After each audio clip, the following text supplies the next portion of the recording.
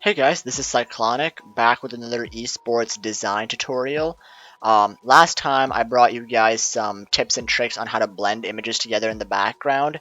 Today what I want to tackle is after blending those images into the background, some things you can kind of do to fill up the canvas if it's looking a bit empty. So let me show you what I mean.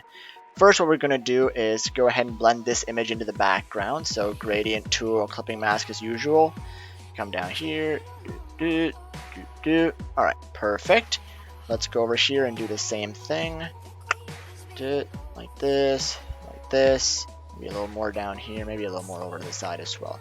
Alright, so obviously you could move this in here a little bit more and then you don't have as much free space in the middle. But the problem is that let's say I have some text I want to put out here and you want the text to be visible and the player. So like if I make this a larger text and put this there, and then let's say I put socials all around it and stuff, players' faces, players' bodies are going to get covered, so you like to have them kind of out to the edges.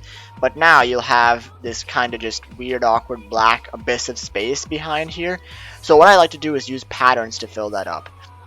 So what that's going to look like is we will take a logo, let's say the 76ers GC logo. So now what I'm going to do is make a pattern out of this logo. It's pretty easy and it's something I just realized how to start doing very recently. Been a very useful trick in my arsenal. So let me go ahead and duplicate this layer. I can just duplicate it to a new layer. Name doesn't matter. It's a temporary PSD, so no need to worry about that. Let's go ahead and make a marquee tool selection around here. We're going to go to edit and we're going to go to define pattern. So let's just call it pattern 13, that's fine, name doesn't matter, you'll be picking based off the icon. So now what we're going to do is go to this layer 0, put a pattern overlay on, and you'll notice it doesn't already default to this for most people, but what you can do is, I already had this in there I guess, but that's why it's defaulted to that. So I'm just going to go with this next one that I created just for the heck of it. So then you can basically play with the scaling of the logos and the opacity of them, how much ever you want, even blend mode if you want to. Now the problem here though is that when you use this gradient mask, it's a gradient from like 0 to 100% right where you started. So a lot of this area you don't want pattern to be over it, but technically Photoshop thinks that, oh, it's not going to be fully opaque. There's some transparency there so that the logos show through. Now what we want to do is then go ahead and give ourselves another layer. So I'm just going to duplicate that and clear the layer style from here. That just gives us a black layer to fall back on if anything.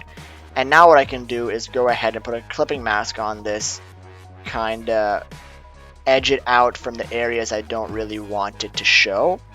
And then that way it's a cleaner thing that fits right in the middle. So last step here could be to go ahead and put a hue saturation layer on. Let's colorize it. So now what that does is now that area behind is filled in better, so it's not just a black, but the canvas feels much more full to me.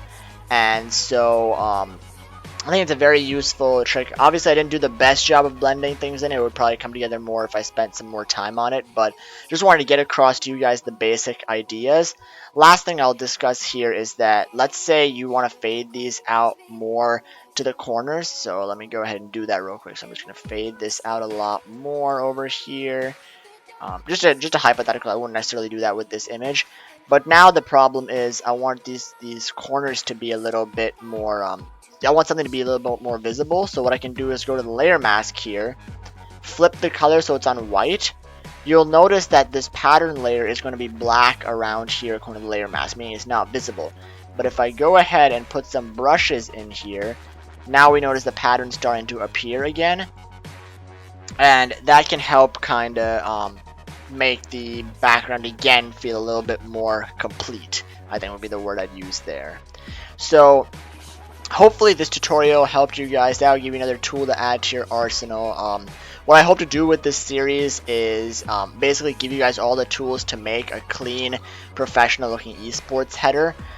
So if you notice, we're focusing mainly on background stuff right now, the blending, the patterns. So I'll throw out any other tips or tricks that I have for backgrounds, and then we can start to move on to the foreground and then put everything together into a good solid header. So hopefully you guys enjoyed this. If you have any requests, please feel free to comment them below. Like and subscribe, and I will catch you all later. Peace.